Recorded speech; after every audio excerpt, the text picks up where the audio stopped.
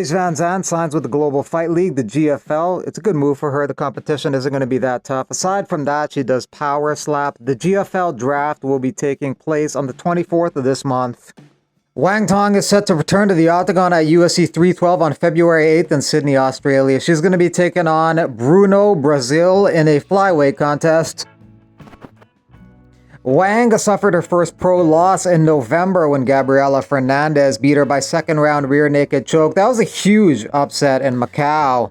That loss ended her 6-fight undefeated streak. Bruno Brazil is also known for her striking skills. She had a dominant decision win over Molly McCann at UFC 304 in July.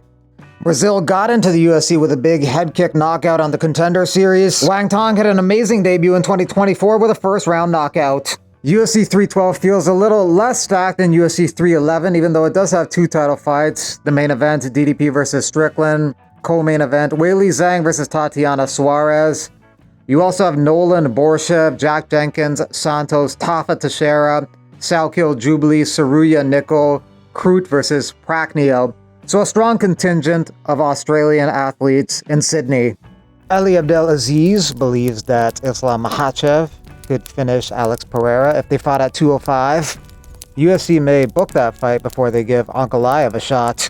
UFC women's flyweight champion Valentina Shevchenko starts on OnlyFans. She's expected to take on Manon Fiorot next. She got the belt back from Grasso. Manon is the next top challenger. Erin Blanchfield's coming off a victory over Rose Namajunas.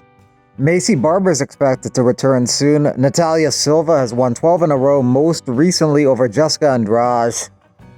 Themba Gorimbo publicly shared on The Pivot that some of his cousins in Africa were celebrating his last loss. He was shown a video of it and it was sad for him to see, and he expressed how much it impacted him. That was the loss to Vicente Luque. December 7th at UFC 310, Luque secured a swift submission victory in just 52 seconds into the first round. In just under a minute, Luque showed he's dangerous everywhere.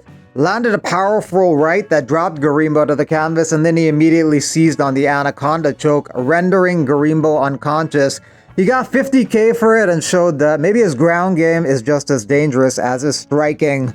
In January, BKFC is doing two shows. You got one Saturday, January 18th, and then you have one Saturday, January 25th. That's their Knuckle Mania event in Philadelphia, which is headlined by Philadelphia native Eddie Alvarez taking on Jeremy Stephens. Former Bellator and UFC champion Eddie Alvarez is 1-1 in BKFC. He beat Chad Mendes, but then he lost to Mike Perry. Jeremy Stephens is 2-0 in BKFC. His last victory was over former UFC fighter Jimmy Rivera. Live events on UFC Fight Pass this month. You have Dern vs. Hebaz on January 11th, then UFC 311 on January 18th, Battlefield 82 January 23rd, Unified MMA January 24th.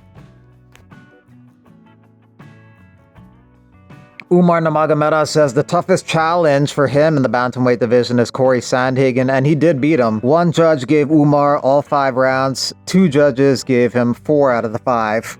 Regarding his fight with Merab on the 18th, he can't imagine any way that Merab beats him.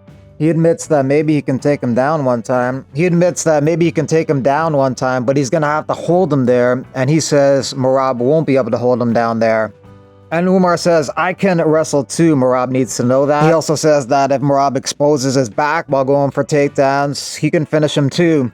If you give me your back, I'm going to choke you. Be careful. Stylistically, it's a very intriguing matchup. Neither guy has faced a similar opponent in the past. From a grappling and wrestling standpoint, it could be an exhausting fight. Guys going for multiple takedowns, defending multiple takedowns, getting back up when taken down. Merab trying to push Umar up against the fence and hold him there. Umar trying to reverse that position, go for his own takedown. Or maybe after a while, they just see no one's gaining an edge in that department, and they just decide to strike it out, and it becomes a kickboxing battle. So it is a very intriguing stylistic matchup because it's unclear how it's going to play out. Every one of the 5 rounds could end up looking different. 5 separate fights in one. How do you see it playing out? Let me know in the comments. Charles Oliveira says the goal this year is the same as last year, and that's to get the gold. If Makhachev beats Sarukian, he was told that he'll probably fight Charles Oliveira next. But he says he's getting a little bored of rematches. That'd be 2 rematches in a row. But he says if the UFC insists and that's what the fans want, he'll do it. Otherwise, he wants to go up to 170 and go for a second belt. But it is unlikely to happen if Belal Muhammad is the champion. They've trained together, and Belal just joined his training camp for his fight this month. But in the case that Shavkat Rakhmonov beats Belal to take the welterweight title, then maybe Makhachev will move up to 170 and challenge Shavkat Rakhmonov for the belt.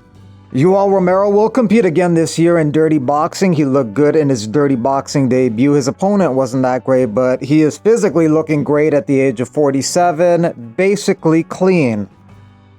Some of the impressive short notice fights over the past year: Perez versus Nicolau, Buckley versus Ruzaboev, Jean Silva versus Drew Dober, Alex Pereira versus Yuri Prochazka Part 2, and Diego Lopez versus Dan Ige, which was highly impressive because Ige faced Lopez on just 4 hours notice after Ortega withdrew from the event due to illness. Ige lost a decision but gained a tremendous amount of respect. Lopez too, because he had to take a new fight on 4 hours notice, and he had to go from 145 to 55 and then 165 in just a few hours. Moicano and Poirier start off the year training with each other.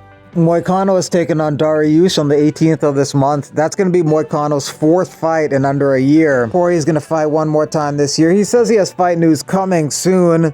He's tied for 3rd most KOs in UFC history with 11. Crazy that Izzy isn't even in those odds as to who's going to be the UFC middleweight champ at the end of the year. Hamzat is number 1, then Dricus, then Amavov, who's going to be taking on Adesanya February 1st. Adesanya is a slight favorite on the betting lines in that fight. In the women's bantamweight division, you got Kayla Harrison, then you got Amanda Nunes, then you got Juliana Pena.